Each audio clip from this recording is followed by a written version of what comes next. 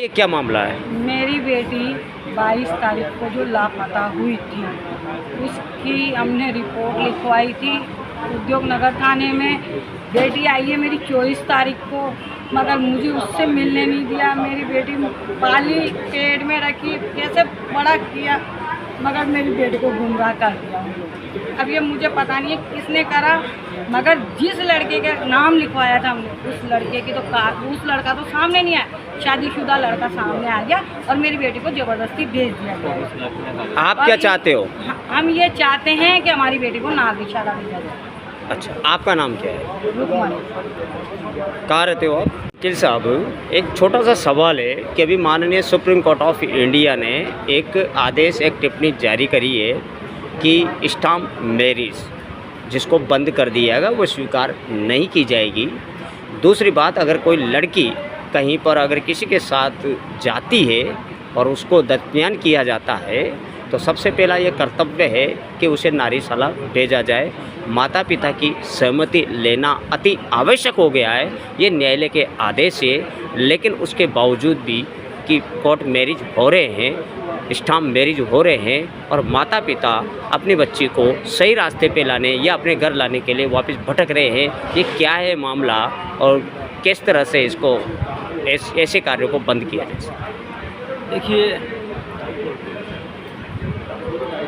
फरवरी 2025 में विधि मंत्रालय भारत सरकार द्वारा एक सर्कुलर पारित किया गया है और उसमें नोटरी एडवोकेट्स के द्वारा जो स्टाम्प पर जो मैरिज से शपथ पत्र या एग्रीमेंट जो बनवाए जाते हैं उनको अवैध घोषित किया गया। जी, वर्तमान में जो भी अधिवक्ता इस प्रकार के स्टाम्प मैरिज एग्रीमेंट करते हैं, उनको तस्दीक करते हैं, वो अनुचित करते हैं, गैर कानूनी करते हैं, उनके खिलाफ भी कानूनी कार्रवाई की जा सकती है।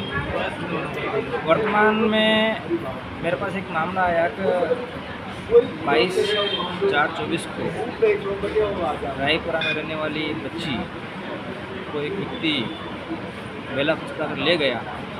24 तारीख को उसके परिजनों द्वारा ये जानकारी आई कि हमारी बच्ची को थाने में उनको लेके आए। परिजन पहुँचे वहाँ पे और परिजन पहुँचे और परिजनों ने कहा कि हमें अपनी पुत्री हमारी बहन से मिलना है, तो उद्योगनगर कोटा थानाधिकारी ने उनको मिलने नहीं दिया। ये भी एक गैर कानूनी कृत्य है। प्राथमिक रूप से जिस बच्ची को पालन पोषण उसके परिवार ने किया है उसकी काउंसलिंग उनके द्वारा करवाया जाना अनिवार्य सुप्रीम कोर्ट की गाइडलाइन में ये बात है।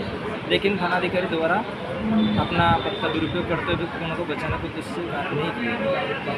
दूसरी बात, लड़का पहले से शादीशुदा है, आपकी शादी वैलिड नहीं है, फिर भी आपने थानाधिकारी ने उस व्यक्ति को मदद करने के उद्देश्य से उसको सुपुर्द कर दिया, ये भी गैर कानूनी कृत्य थानाधिकारी द्वारा किया गया।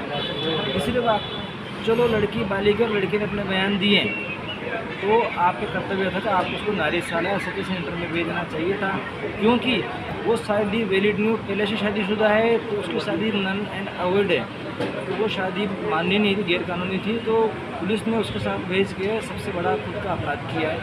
इसके लिए हम मांग करते हैं कि एसपी कोटा से पुलिस मुख्यालय से प्रशासन से मांग करते हैं कि इसमें उचित कार्रवाई की जाए और उस बच्ची को अतिशीघ्र दस्तयाब किया जाए और दोषियों के खिलाफ, अभी जिसने उसकी शादी का झूठा डॉक्यूमेंट्स बनाया उसके खिलाफ और जिसने डॉक्यूमेंट तस्दीक किया उनके खिलाफ, और मुख्य रूप से इसमें जो लापरवाही रही थानाधिकारी की उनके खिलाफ भी, तीनों के खिलाफ कड़ी से कड़ी कार्रवाई की जाए, तुरंत मुकदमा दर्ज करके उस बालिका को जल्दी से जल्दी दस्तयाब करने की मैं। लेकिन जब माननीय न्यायालय सुप्रीम कोर्ट ऑफ इंडिया ने जब ये आदेश जारी किए कि बिना माता पिता की सहमति के स्टाम्प मैरिज वैलिड नहीं है, लेकिन बावजूद इसको स्टाम्प मैरिज कैसे कर देते हैं लोग, कैसे नोटरी कर देते हैं? कहीं इन पे भी तो पाबंदी लगना आवश्यक होता है सर। जब तक ऐसे लोगों पर कठोर कानूनी कार्रवाई नहीं होगी, तब तक 1-2 लोग जेल नहीं जाएंगे, तब तक ऐसी कार्रवाई या ऐसे तस्दीक, ऐसे शपथ पत्र बनते रहेंगे।